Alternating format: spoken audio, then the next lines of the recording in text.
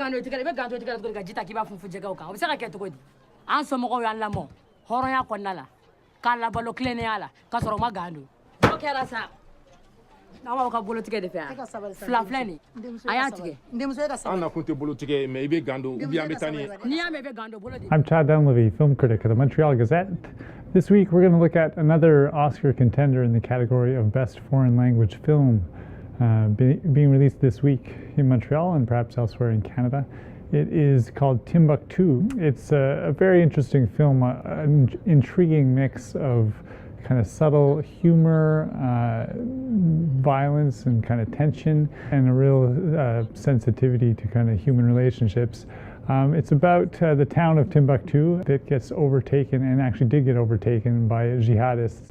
I would say it is a political film. I actually interviewed the director last week, and his point of view is that his outlook in making the film is he's completely against the imposition of Sharia law and the extreme fashion that it's being done, and the whole jihadists kind of overtaking and trying to impose their view on the townspeople. But from that, he wanted to kind of look at the many facets of what is going on, and there's humor involved in that, there's tragedy, and there's just kind of mundane daily life. So the film kind of stands strongly against that, and yet there's a lot of nuance to it, because he doesn't take a kind of black and white or traditional kind of Hollywood melodramatic kind of approach to the subject matter. In this scene, we have kind of one of the leaders of the jihadist soldiers. He comes to visit this woman. She's a married woman, and her daughter. Her husband isn't around, and it's obvious he has kind of a crush on her, and yet he's kind of awkward in his flirting, and he's trying to impose things on her. He's trying to tell her she should be covering her hair, and she never even looks up at him, but she just tells him he doesn't have to look if he doesn't want to see her hair, and she kind of very subtly resists these other kind of requests he makes upon her.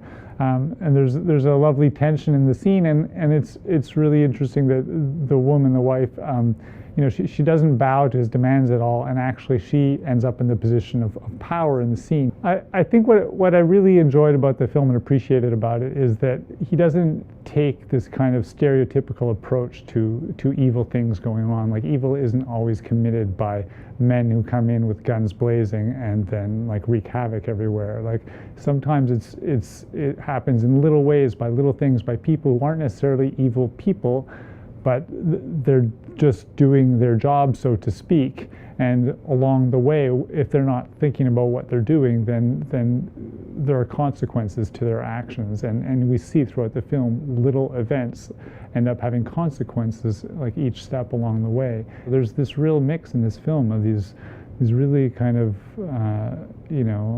soft, gentle kind of scenes, with these funny scenes, with this very serious like violence that happens later on, and it all kind of fits together. It's all kind of a puzzle, and the big trick in it is how tonally he fits it all together, and none of it seems out of place, and yet you walk away both kind of being amused, being touched, and kind of being upset, let's say, by what you've seen. And yeah, it's not something easy to pull off, but you can see why this film was in competition at Cannes and why it's up for Best Foreign Language Film.